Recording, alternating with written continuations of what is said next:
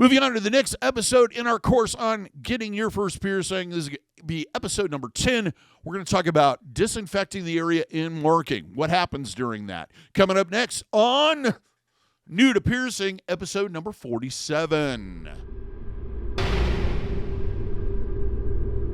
For those that are new to the channel, welcome to the Body Piercing and Tattooing channel. Hope you're enjoying the videos. Hope you find them helpful and useful, but you may not know who I am. My name is DaVo. I'm a professional body piercer and have been since 1994. I own and I operate the Axiom Body Piercing studio located right here in Des Moines, Iowa, inside Skin Kitchen Tattoo. So now I'm going to talk about the next step in getting that piercing, and that is disinfecting and marking the area that's going to be pierced.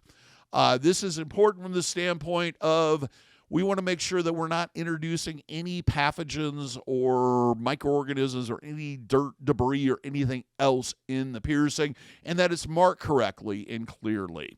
First thing we're going to do is we're going to disinfect with a surgical scrub.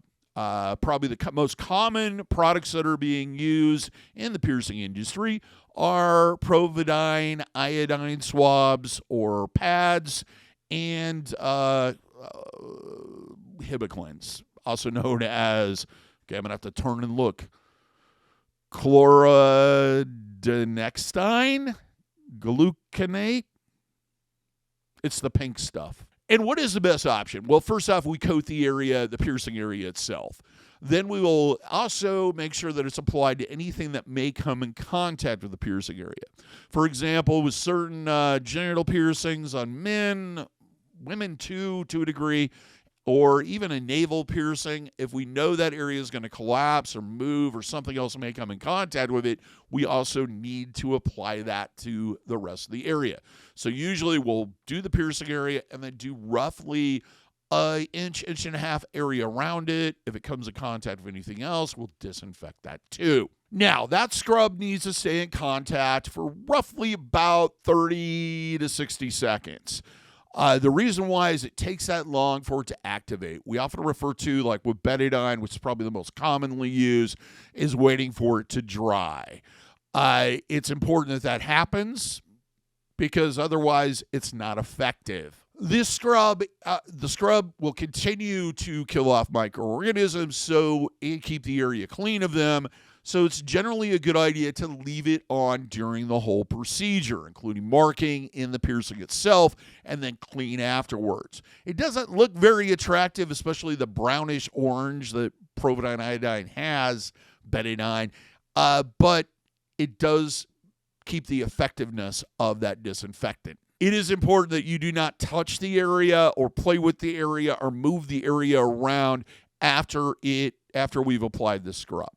It means that we'll have to do it again. And if you touch it again, we'll have to do it again. This is especially important when you're looking at the markings that your piercer did. Don't move it around or touch it or go, I just need it up about 1/8 of an inch, or where I was thinking about was here. Use your mouth. Generally, we can figure out what you're talking about and how to adjust the placement. If we have to mark it multiple times, fine. Don't touch it because we just end up having to scrub it up again over and over and over again. Now with marking. Marking there's kind of two methods of doing this that are safe. The first one would be a sterile surgical marker. These come in little individual packages. They're single use. We generally just throw them away. We do throw them away. These come in kind of a purplish ink or a white ink. Both can be used. It really depends on your pigment, what's going to work best. The other method is a sterile toothpick or stick and Jensen Violet, which is a form of ink, and they use that to mark it or draw on your skin or what have you. Now, markings can vary greatly depending on the piercing we're doing and the area we're doing it in. And sometimes we do lines, sometimes we do crosses, sometimes we just do individual little dots. It really depends on what guide points we need to ensure that the needle is lined up and correct and the angle is correct. So that will vary from piercer to piercer of what they feel comfortable. When you're looking at the marks, they should probably explain exactly where that piercing is going to be and give you kind of an understanding of that's where the top will be, that's where the bottom is, or what have you. If the piercing needs to be remarked, we'll use a sterile piece of gauze sponge saturated with either sterile saline spray or rubbing alcohol to wipe off the old one and then replace it. In some cases, we may have to scrub the area if we feel like it's been contaminated or it's just not doing what it's supposed to be doing, which is staying on there and being continuously effective. Personally, I like saline. It just kind of mellows out that dot a little bit, and then we'll just redo it. Or I'll just leave the old dot on there for a comparison, because that way, if you say I want it a little higher, a little this way, that way, or I think I've envisioned it here or there, we have a guiding point to go off of. I don't know how many times I've cleaned one off really completely and then redid the marking, and I swear to God it was exactly the same spot, and the person went, oh, that's perfect. That's exactly what I wanted. So sometimes it's better to have that kind of reference point.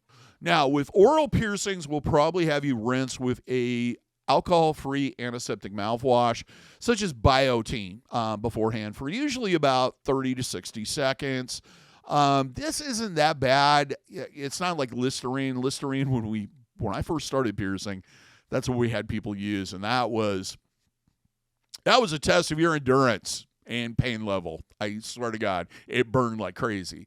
So Biotene and alcohol-free mouthwash is not quite as drastic and more commonly used now. It's important when you're looking at your piercing markings that you look at it up close and at a distance. The reason being is you really want to take into account all the structure that's around that piercing. That's what your piercer's looking for, and a majority of the people that are going to see your piercing are going to see it from a distance, where, if it's a facial piercing, they're going to see your whole face. They're not just going to see this little area where that piercing is.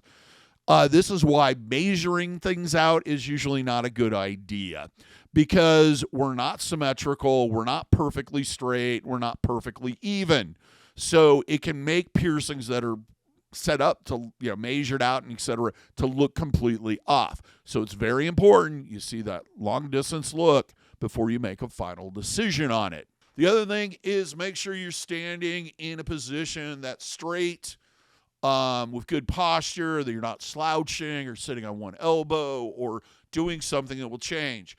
The other thing is, if they're piercing below your neck, don't look down the whole time you're doing it, especially if it's nipple piercings or something that's affected when you bend your shoulders and et cetera and your neck to try to look at what you're doing or what they're doing.